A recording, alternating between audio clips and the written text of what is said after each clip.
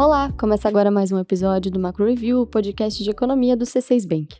Hoje a gente vai falar sobre a trajetória da Selic e as perspectivas para a política monetária daqui para frente. Olha, são grandes as chances de os juros brasileiros ficarem mais altos por bastante tempo. A nossa projeção para a Selic subiu para 12,5% em 2025 e, na verdade, a gente não vê uma taxa abaixo dos 2 dígitos até pelo menos o fim de 2026. O problema é que mesmo uma Selic elevada parece não ser suficiente para segurar as expectativas de inflação que continuam piorando. Então, qual é o limite para os juros no Brasil? O que pode influenciar a trajetória da Selic daqui para frente? No episódio de hoje, a gente responde essas perguntas e fala também sobre as pistas que indicam um PIB forte no Brasil no terceiro trimestre.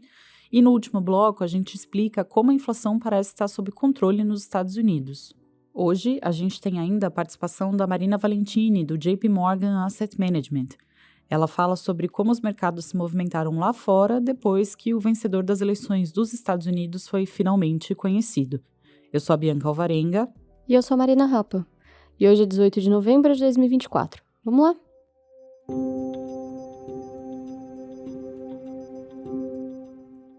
Há quase 2 semanas, o Banco Central optou por promover um aumento de 0,5 ponto percentual na Selic.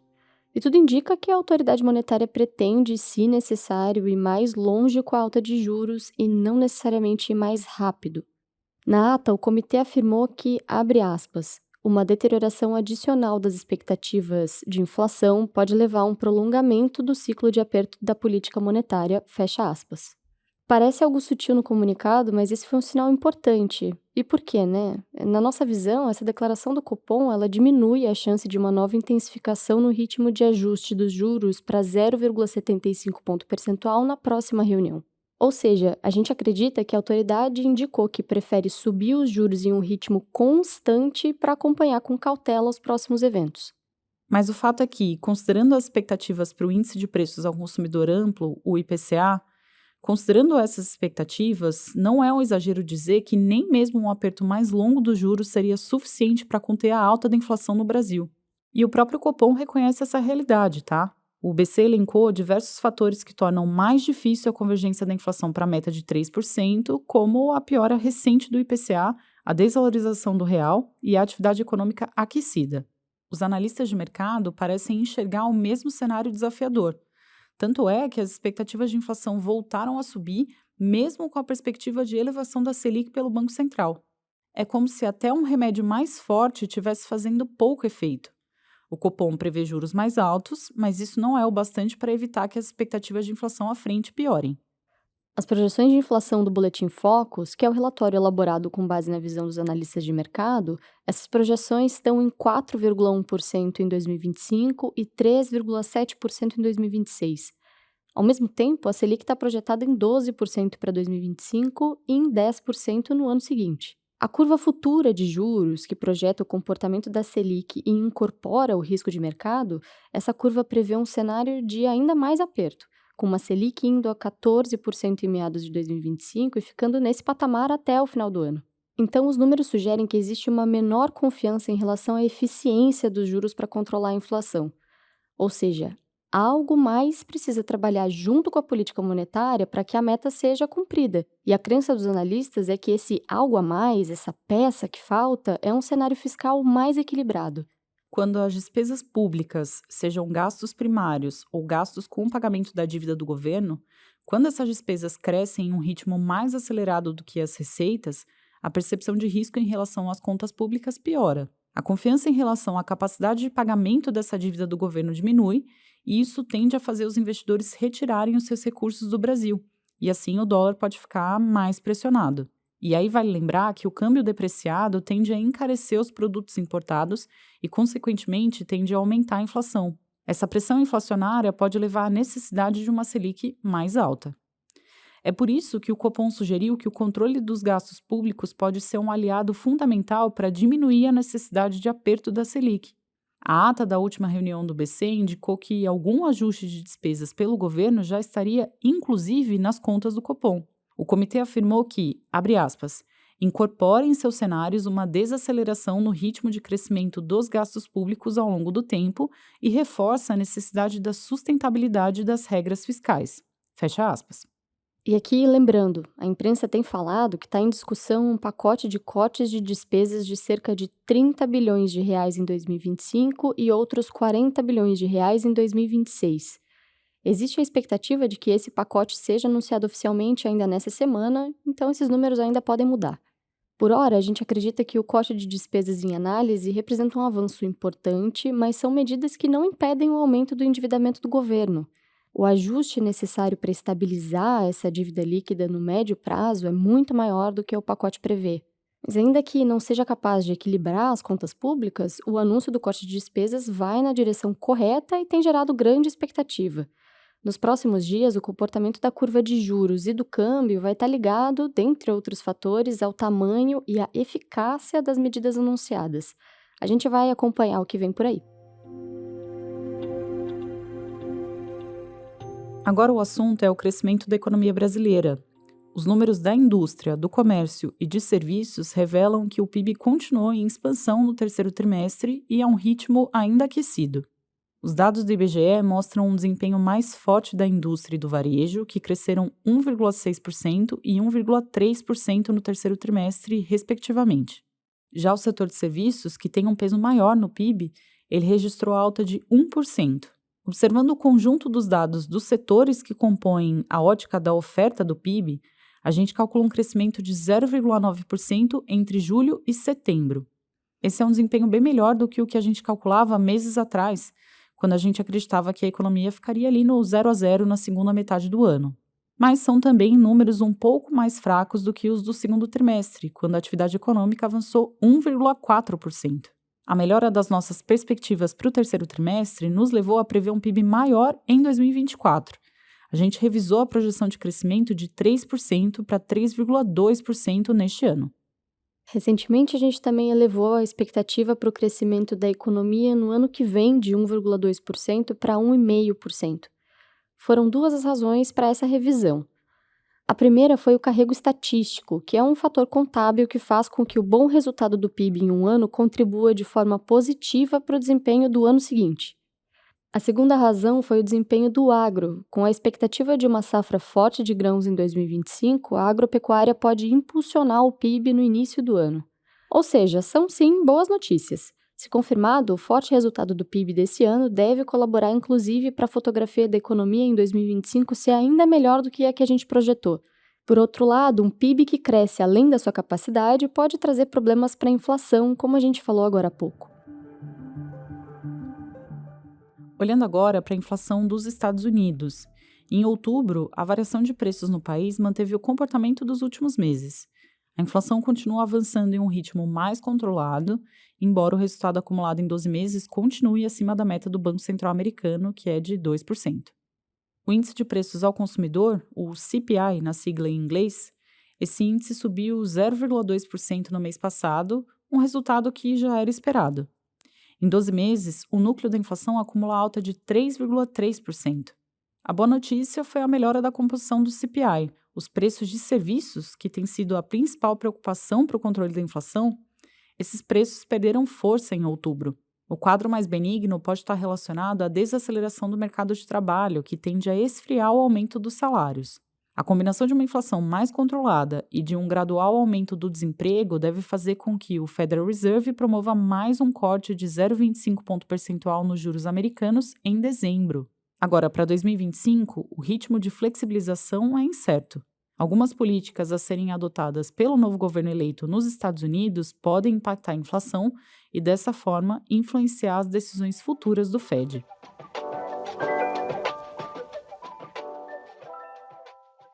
Agora a gente passa para o quadro Mercados Globais. É o espaço em que a Marina Valentini, estrategista do JP Morgan Asset Management, analisa o movimento dos mercados lá de fora e a forma como os investidores estão recebendo as notícias do campo econômico.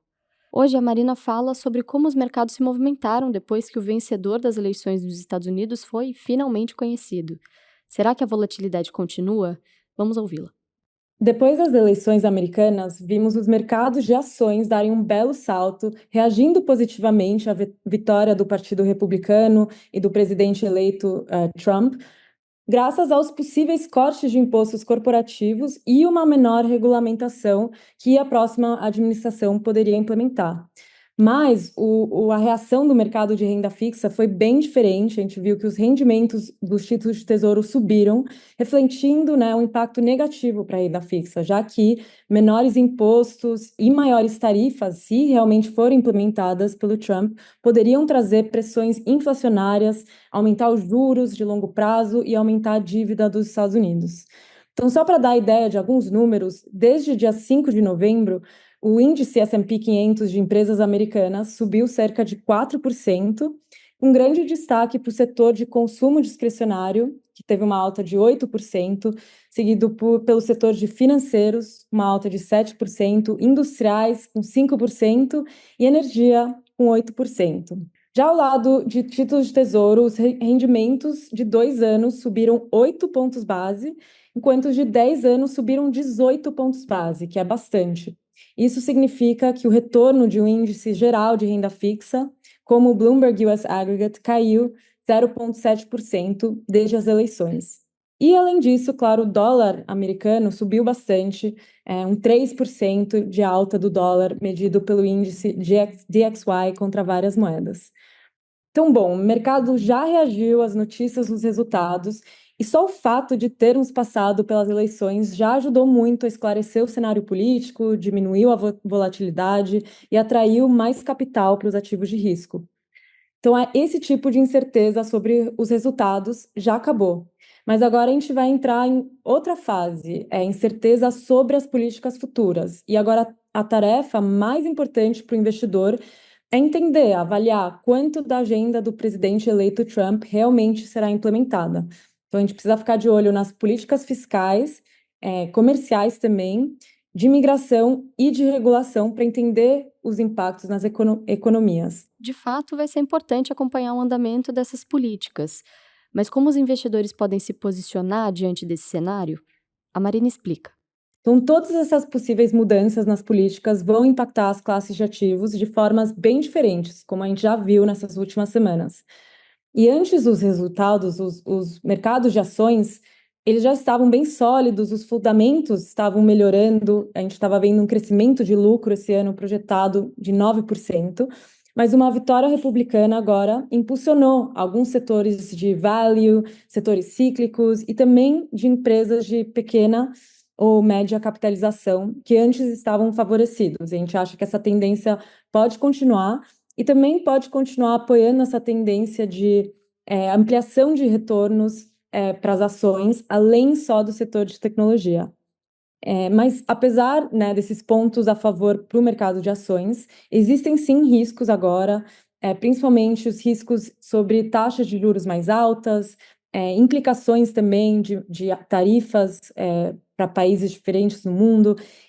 Esses riscos agora eles não parecem refletidos nos preços de mercado e achamos que pode gerar algo de volatilidade no futuro. Então, gerenciar esses riscos usando a gestão ativa agora virou super chave importante, principalmente considerando os altos valuations que vemos no índice S&P 500, além do grande risco de concentração que existe das top 10 empresas que representam 36% do índice.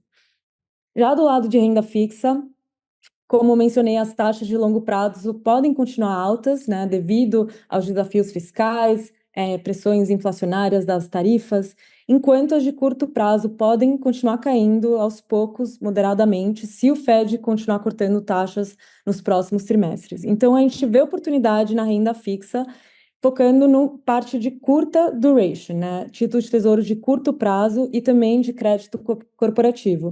Mas é muito importante gerenciar agora esse risco de prazo, né? Risco de duration. Mas, bom, a gente vem falando muito sobre a diversificação, já era importante, mas agora virou ainda mais importante entender se o portfólio está bem diversificado, já que é a melhor defesa que temos em momentos assim para enfrentar essa nova etapa de incerteza política em 2025.